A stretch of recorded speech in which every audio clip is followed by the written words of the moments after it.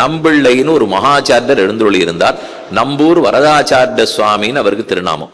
அவரிடத்துல பல பேரும் அர்த்தங்கள்லாம் கேட்பார்கள், உபன்யாசம் கேட்பார்கள், காலக்ஷேபம் கேட்பார்கள்.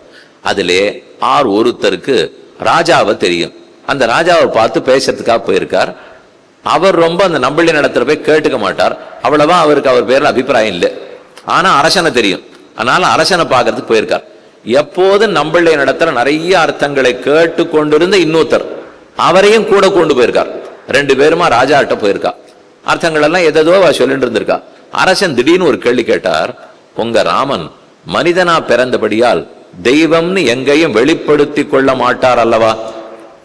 ஆமாமா, பண்ணவே மாட்டார். அவர் மனுஷன்னா மனுஷன், எங்கேயுமே தெய்வம்னு வெளிப்படுத்திக் கொள்ளவே மாட்டார். மனிதனா பிறந்துட்டார், தெய்வம்னு காட்டிக்க மாட்டார். அது பல இடத்துல நீங்க பார்க்கலாம். இப்பதானே சொன்னேன், என்ன தெய்வம் நாராயணன்லாம் சொல்ல வேண்டாம், என்ன தசரதனுக்கு பிள்ளைன்னு சொல்லுங்கள் அப்படின்னு ராமன் சொன்னார்னுட்டு. அதே போல சுதீஷ்ணாசிரமம், சரபங்காசிரமம் எல்லாம் காட்டுல இருக்கு, சித்திரக்கூடத்துக்கு வெளியில. அங்க வருவார்.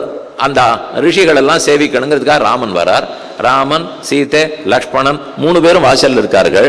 அப்ப உள்ள போகணுமோ இல்லையோ, ஐராவதம் யானை நின்று இருக்கு. அந்த ரிஷியை பார்க்கறதுக்காக இந்திரனே வானுலகத்திலிருந்து வந்திருக்கான். வாசல்ல யானை இருக்கு. இந்திரனுடைய கால் செருப்பு, காலணிகள்லாம் தெரியறது. உள்ள இந்திரன் போயிருக்கான்னு ராமன் புரிஞ்சு விட்டார். இவர்களும் உள்ள போலாமே, போனா என்ன, அவனும் வந்திருக்கான், இவரும் பார்க்க போறார். ஆனா லக்ஷ்மணனையும் சீதையும் தடுத்து, இல்ல நாம உள்ள போக வேண்டாம், இங்கேயே இரு. லக்ஷ்மணன் கேட்கிறார், போனா என்னன்னு. அதெல்லாம் இந்திரன் தேவன், தேவர்களோடெல்லாம் நம்ம எல்லாம் பேசக்கூடாது, நம்ம எல்லாம் மனிதர்கள், அவ பாட்டை பார்த்து நம்ம போட்டோம், நம்ம அப்புறம் உள்ள போய்க்கலாம் அப்படின்னு வாசல்லே காத்துட்டு இருக்கார்.